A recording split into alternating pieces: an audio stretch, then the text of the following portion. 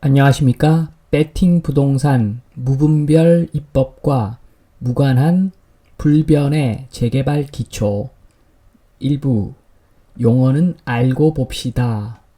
진행하도록 하겠습니다.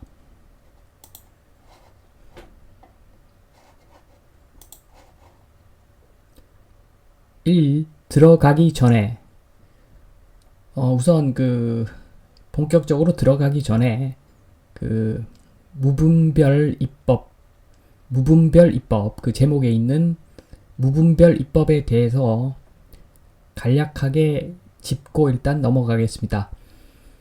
1번, 제도는 간단 명료하게. 그러니까 이게 무슨 말이냐 하면, 예시부터 한번 들어보면, 문제가 많은 요즘 보유세 문제, 보유세 관련해서는 이건 개인 생각인데 아예 그냥 다른 세금을 다 없애버리고 재산세로 보유세를 통일해 버리는 겁니다. 이 종부세 같은 것들 보면은 인별 과세의 조건 굉장히 까다롭고 그 다음에 주임사 해서 특례도 있고 너무너무 복잡하죠. 그래서 이 너무 복잡한 너도 모르고 나도 모르는 이런 제도를 계속 유지할 필요가 없이 그냥 단순하게 재산세를 다른 OECD 국가에 해당하는 나라들처럼 1% 정도 그냥 1%, 2% 그 정도 그냥 부과를 해버리면 명료하고 그리고 메시지도 명확해지는 것인데 지금 보유세는 장난이죠, 장난. 이렇게 국가가 장난을 치게 되면 제일 큰 문제는 국력 낭비가 어마어마한 거죠. 지금 보더라도 이 종부세 때문에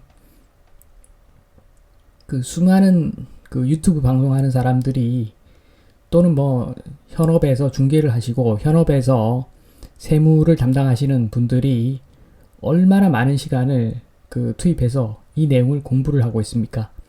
이거 정말 미친 짓이죠. 이거 한마디로 이건 미친 짓입니다. 국력을 이렇게 낭비할 필요가 없는 거죠. 이게 첨단 기술도 아니고 AI도 아니고 이거 연구한다고 노벨상 주는 것도 아닌데 국가가 이런 식으로 해버리면 어마어마한 국력의 낭비입니다. 그리고 또 다른 문제는 이렇게 제도를 복잡하게 해버리면 정보를 아는 놈만 피해가고 이득을 보고 정보를 잘 모르는 사람은 속된 말로 덤태기 쓰는 거죠. 피해간 놈들까지 피해간 사람들의 세금까지 대신 내는 사람들이 생기겠죠. 그러니까 이건 완전 그냥 말이 안 되는 겁니다. 이렇게 너무 복잡하게 이게 세금을 꼬아놔 버리면 이 제도를 이렇게 알기 쉽게 해 놓아야 되는 거지. 이렇게 암호화 시켜 버리면 정말 이 속된 말로 약은 놈만 피해가는 거죠. 그리고 국력은 완전히 말도 안 되는 데다가 엄청나게 소진을 시켜 버리는 행동이고. 그래서 2번 재개발 관련법 의견, 제 의견입니다. 간단하게 통일을 해야 되겠죠. 그러니까 가장 큰 게 분양권은 양도 없다. 이건 연도에 관계없이 지금 얼마나 복잡합니까? 이 재개발 관련해서 몇 년도 이전은 어떻고 몇 년도 이후는 어떻고 너무너무 복잡하죠. 그렇게 할 필요 없이 그냥 분양권 양도는 없다. 그리고 돈 필요하면 현금 청산을 사업 단계별로 그냥 받아가라.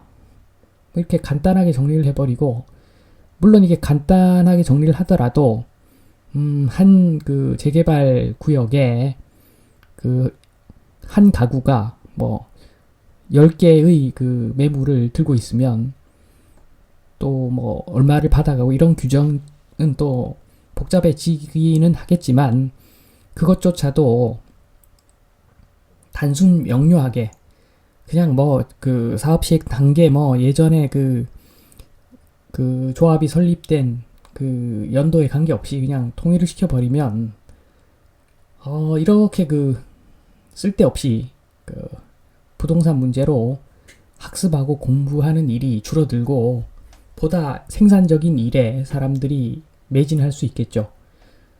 그래서 이거 한마디로 이렇게 지금 여러 가지 제도가 복잡한 것은 제가 봤을 때는 국가의 도둑이 많기 때문이다. 그 국가의 도둑을 보호하기 위해서 이렇게 제도를 꼬아서 국력을 낭비할 필요가 과연 있는 것인가? 당연히 없는 것이죠.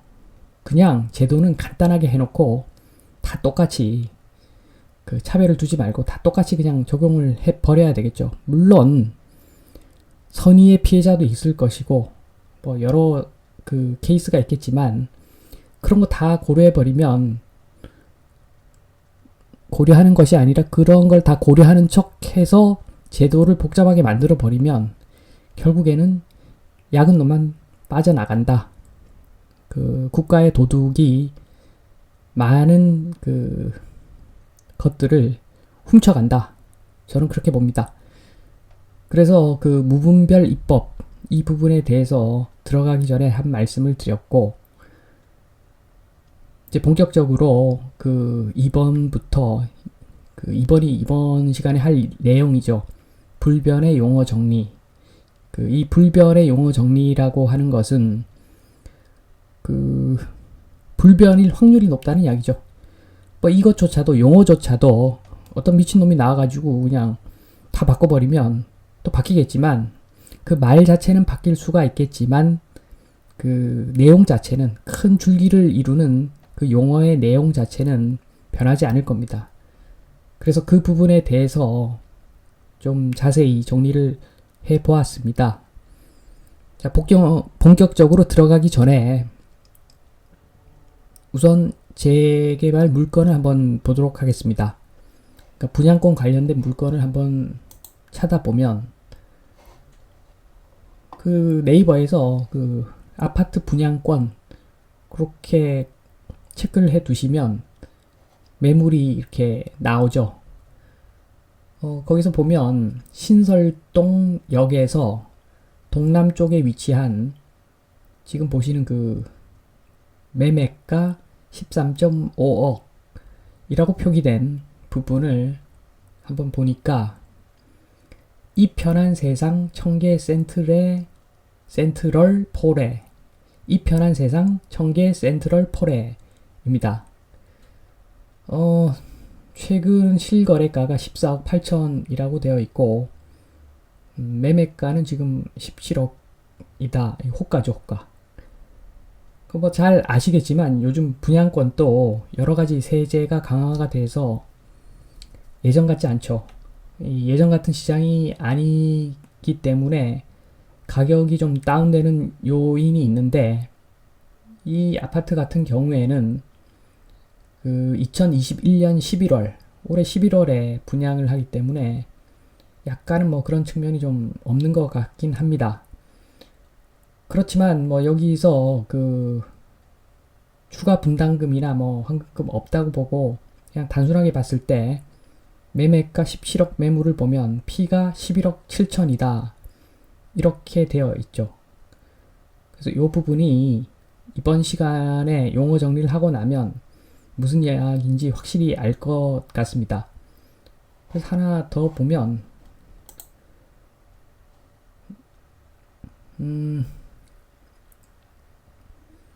거의 같은 평수인데 조금 더 큰 평수인데 호가가 15억도 나와 있네요.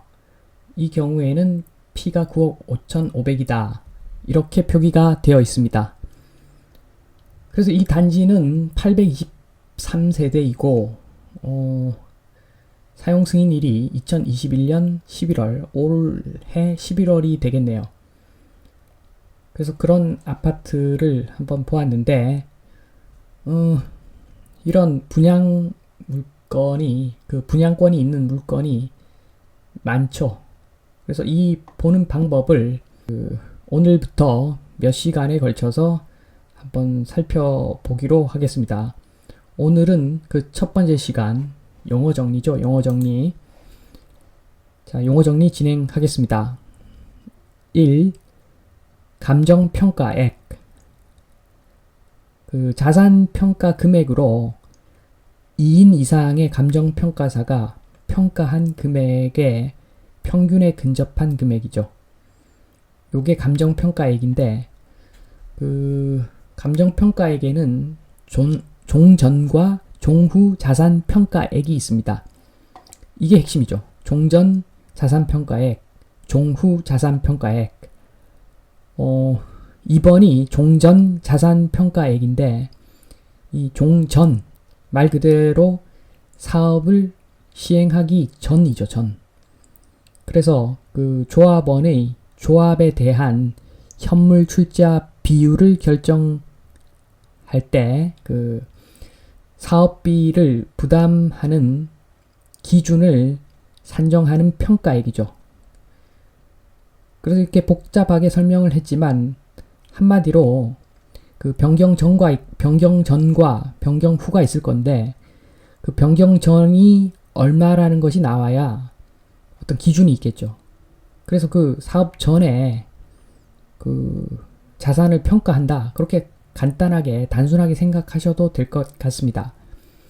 그래서 이 종전 자산 평가액은 그 종후 자산을 배분받기 위한 기초 자료로 사용이 되겠죠. 당연하죠. 변경 전이 있고 변경 후가 있으면 그 변경 후를 배분하려면 뭐 변경 전에 그 가치를 평가를 해야 되지 않겠습니까? 그래서 말씀드린 대로 이건 사업 전에 그 자산의 평가를 하는 것이다. 그렇게 보면 되겠습니다. 3번 종후 자산 평가액. 뭐 이것도 쉽죠. 이제 종후 자산 평가액이니까 사업 이후의 자산 평가죠. 그래서 사업 후의 자산 가치를 평가하여 종후 자산을 배분받기 위한 평가 금액이죠. 요 종후 자산 평가액에는 그 조합원 분양 총액과 그 일반 분양 총액과 그 임대주택 양도가액 이런 것들을 합산하면, 그러니까 매출이죠. 어떻게 보면 돈을 만들 수 있는 이런 모든 그 분양 관련 물건들을 다 가격을 합산하면 종후 자산 평가액이 나오겠죠. 그래서 이거 쉽게 뭐 한번 살펴보면, 만약에 그 아주 간단하게 그 다 쓰러져 가는 그 주택이 한 10채 있었다. 그런데 그 10채를 다 허물고 나서 그 빌라를 뭐 한 30세대가 살 수 있는 빌라를 지었다. 이렇게 봤을 때 아주 간단하게 보면 그 쓰러져 가는 주택들이 한 채당 뭐 1억이었다. 그러면 10채니까 10억이겠죠. 그러니까 그 10억이 종전 자산 평가액이 될 것이고, 그다음에 종후 자산 평가액은 땅 지분은 좀 작아졌지만, 만약에 그 빌라를 해서 30세대가 거주할 수 있는 깨끗한 새로운 건물을 지었다고 하면은 땅 가치는 작지만 그 주거 환경이 개선됐기 때문에 이것도 마찬가지로 한 채당 1억에 그 분양을 한다 라고 하면 종후 자산은 30억이 되겠죠. 그 10억짜리가 30억이 됐는데, 물론 뭐 여기에 투입비가 또 들어가면 실질적으로 증가된 가치는 좀 줄어들겠지만 뭐 대략 이런 식이죠. 그래서 그런 개념으로 종전 자산 평가액과 종후 자산 평가액을 생각하시면 될 것 같습니다. 아주 단순하게. 자, 이제부터는 조금 집중해야 됩니다. 4번 프리미엄. 그 현 시점 분양 물건의 가격 빼기 종전 자산 평가액.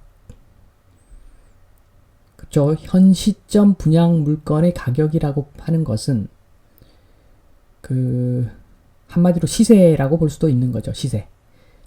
현 시점 분양 물건의 가격이 시세인데, 이 시세는 그 사업 진행 단계별로 다 달라지겠죠.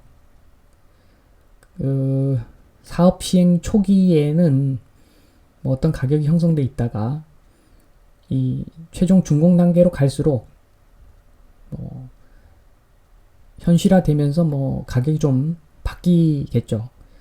그렇기 때문에 이것은 뭐 여러 가지 요인이 있겠죠. 그 시세에는 그 지금 현재의 그 주택 경기도 있을 것이고, 그 다음에 그런 어떤 경기를 제외하면은 어차피 점점 실체 있는 건물이 올라가니까 그런 경기 요인을 제외하면 그 시세가 점점 올라가는 게 정상적이겠지만, 뭐 현실은 그렇지만은 않은 거죠.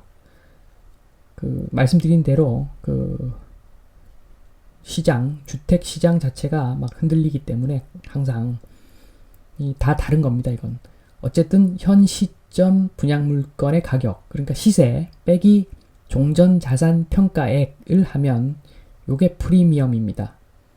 그래서 방금 그 산식을 한번 바꿔보면 시세라고 하는 것은 종전 자산 평가액에다가 프리미엄을 더한 값이 되겠죠.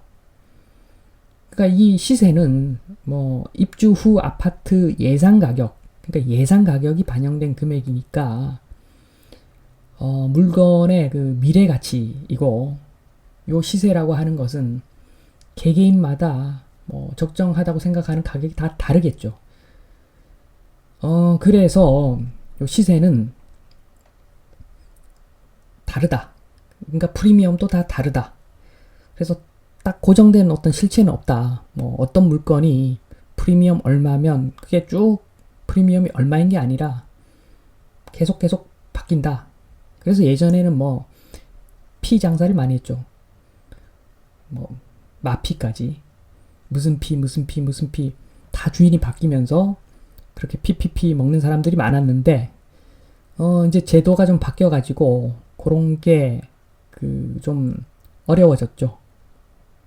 그게 뭐 현실화된 거고, 그런 점에서는 그 분양 시장이 예전만큼 좋지는 않을 수가 있겠죠. 어쨌든 간에 프리미엄은 시세에다가 그 시세 빼기 종전 자산 평가액이다. 그게 프리미엄이다. 그래서 프리미엄을 계산을 해도 되겠지만 뭐 종전 자산 평가액을 또 알아야 되기 때문에 그냥 제일 중요한 거는 어떻게 보면 시세다. 시세가 제일 중요한 거죠. 시세 안에 프리미엄이 들어가 있으니까. 자, 5번 비례율. 이 백분율로 표시되는 비례율은 종후 자산 평가액 빼기 총 사업비 나누기 종전 자산 평가액입니다.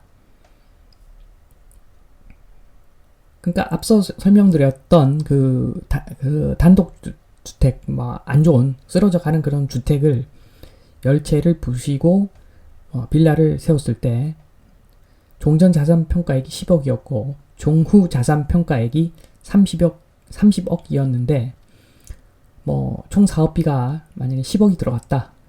그러면 계산을 해보면 10억 분의 30억 빼기 10억 해서 200%죠. 200%. 그래서 이런 경우에는 비례율이 200%가 되겠죠. 그 일반적으로 재개발의 경우는 100%에 근접합니다. 그러니까 그 100%에 근접한다. 여기서 좀 힌트를 얻을 수 있는데, 요거는 좀 약간은 정하기 나름인 측면이 있습니다. 어쨌든 일반적으로 재개발은 거의 한 100% 된다. 그래서 비례율이 높으면 사업성이 좋아 보이죠. 사업성이 좋아 보이니까 뭐 그 흥행에 좀 유리한 점이 있겠죠. 그 대신에 비례율이 높으면 그 이익이 많이 잡혀서 조합에서 부담하는 세금이 증대됩니다. 그러니까 이 재개발의 경우 비례율이 100%에 근접한다는 이야기는 그러니까 세금을 안 내려고 100%에 맞추는 거죠. 다음은 다음 장으로 넘어가서 한번 보시면, 자, 비례율이 낮으면 조합에서 세금은 내지 않으나 사업성이 좋지 않게 보여서 흥행에 실패할 수 있는 거죠. 자, 똑같습니다. 그렇기 때문에 100%에 근접해서 맞추는 거죠. 비례율은 사업 시행이 진행될수록 정확해지는데 그 관리처분 계획이 인가되는 시점에 어느 정도 윤곽이 나옵니다. 일반적으로. 자, 6번 권리가액. 이 권리가액은 종전 자산 평가액 곱하기 비례율인데 요거를 앞서 비례율 공식에서 이렇게 보시면 요걸 산식을 변형해 보면 결국에는 그 권리가액이라는 것은 종후 자산 평가액 빼기 총 사업비입니다. 간단하죠. 5번 비례율의 산식에서 분자에 해당하는 종후 자산 평가액 마이너스 총 사업비 요게 권리가액인 거죠. 비례율이라는 것은 표면적으로 사업성을 나타내는 지표로 사업 시행자가 광고 시 활용하는 수치이나 실상은 종전 가액을 어떻게 평가받느냐에 따라 언제든지 달라질 수 있는 수치임. 그래서 앞서 말씀드렸듯이 비례율은 100%에 맞춘다고 말씀을 드렸잖아요. 그래서 이것을 100%에 맞출 때는 종전 자산 가액을 평가를 어떻게 하느냐에 따라 달라지기 때문에 그 수치를 가지고 비례율을 맞추는 것이죠. 그래서 정작 중요한 것은 이 권리가액입니다. 이 권리가액은 이 분명한 것이죠. 그래서 앞서 말씀드린 대로 대개 세금을 내지 않기 위해 조합에서는 100% 수준으로 그 비례율을 조정을 하는 거죠. 어쨌든 중요한 것은 권리가액이다. 7번 청산금. 7번 청산금. 이 청산금은 분양받을 경우에 이야기하는 거죠. 분양을 받을 때 그 조합원이 분양을 받을 때 그 청산금이 발생을 하는데 이 청산금은 조합원 분양가 빼기 권리가액입니다. 조합원 분양가가 권리가액보다 크면 그러니까 저 값이 플러스가 되면 추가 분담금을 내야 될 것이고 그 다음에 권리가액이 더 커서 조합원 분양가가 더 작으면 당연히 환급금을 받겠죠. 그래서 청산금에는 추가 분담금과 환급금이 있겠죠. 여기서 분양을 받지 않고 현금을 받기로 하면 현금 청산이라고 하는데 그러니까 물건 안 받고 그냥 돈만 가져가는 게 현금 청산인데 그 현금 청산하고 지금 말씀드린 청산금하고는 좀 다르죠. 현금 청산이라고 하는 것은 대략적으로 권리가액에다가 이자 정도를 플러스해서 그냥 받아가는 개념인데 대부분 요즘 같은 시장에서 분양 안 받을 사람이 없겠죠. 다 분양 받겠죠. 이렇게 지금 용어를 정리를 해보았는데 이 용어는 거의 이런 개념 자체는 불변일 겁니다. 이런 개념이 없으면 재개발을 진행을 할 수가 없겠죠. 서로 대화가 되어야 하는데 공동된 어떤 용어가 없으면 대화가 안 되겠죠. 그래서 이 용어들은 필수입니다. 필수. 지금 무분별한 입법으로 제도가 엄청나게 복잡하죠.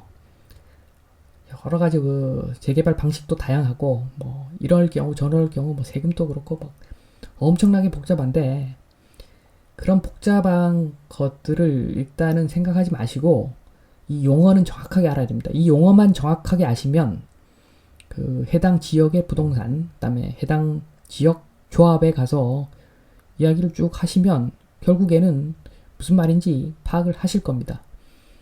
자, 그렇기 때문에 이렇게 용어를 한번 정리를 해 보았습니다. 다음 시간에도 요 재개발 관련해서 불변되는 어떤 내용에 대해서 불변의 재개발 기초에 대해서 다음 시간에도 계속 진행을 하도록 하겠습니다. 마치겠습니다.